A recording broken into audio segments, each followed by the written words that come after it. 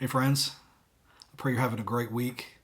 I want to spend a couple minutes with you as we talk through our stewardship emphasis in this month of October. I shared with you a little bit in worship this past Sunday about our theme, Imagine Together.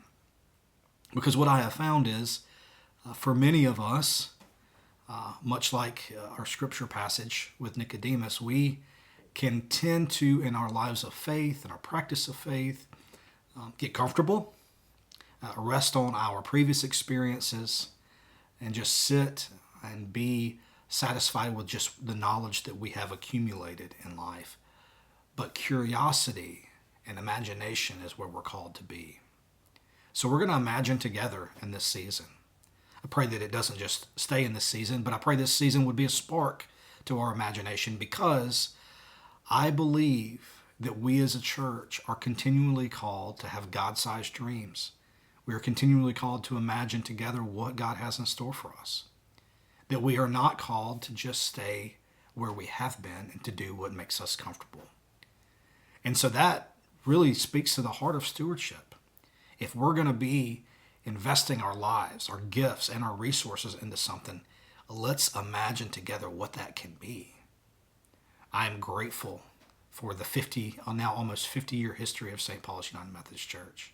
I've had the opportunity to reflect just here in the last week in preparations for our 50th birthday about the history of this church and reading up on things and sharing some of those informative things with others.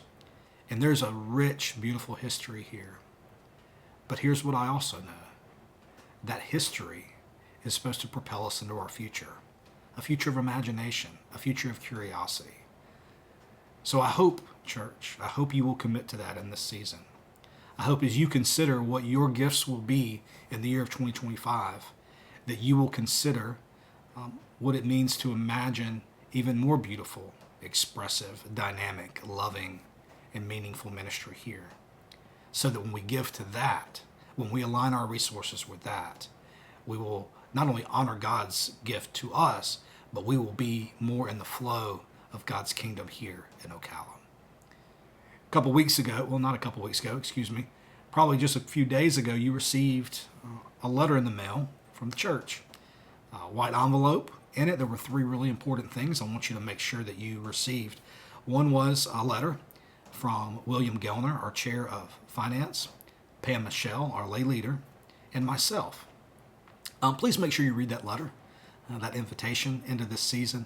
I pray it can be a resource to you and help catapult your discernment about your giving in the coming year.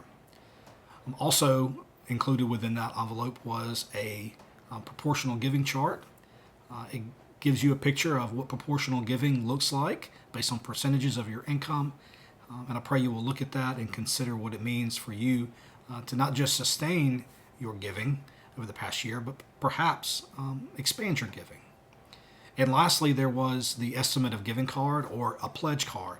Now, this card is for those of you who have if you prayerfully want to commit to being a pledged giver, meaning that you are going to make a commitment to God about what you're going to give in the year 2025. And if you're willing to do that, you would fill out this card, put it back in an envelope, and bring it with you on Sunday, October the 27th.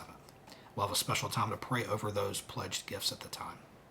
Now, I'm well aware that some of you are unable to be a pledge giver, but you still give, and you are still very much appreciated. So please know that if you find yourself in a situation, or if you have a particular profession where giving in a pledge fashion does not fit with your rhythm of finances, we understand that, and we are grateful for your gifts as well. If you happen to have misplaced that envelope, or by chance didn't get one, we have some extras here. They'll be in a basket here in the narthex. So please ask the usher on Sunday if you need to grab one of those. All right? Again, thank you. Thank you for the ways that you love your church, for the ways that you commit to giving towards it, the ways that you give of yourselves, both your gifts and your treasure. We could not be the church without you, so thank you. I also want us to celebrate, as we imagine together, I want us to celebrate how God continues to make a way for us. If you were tuned in, or if you were here This past Sunday, you saw me share some financial data about our church over the last 3 years, our giving, our income, and our expenses.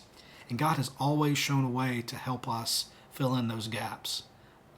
But we need to continue to grow. We need to continue to grow in our generosity so that we may not have to be dependent on particular grants and things of that nature. And so thank you for committing in this season to discerning what that may look like for you. All right? Grace and peace to you all. I pray that you continue to have a wonderful week and a glorious weekend. See you all very, very soon.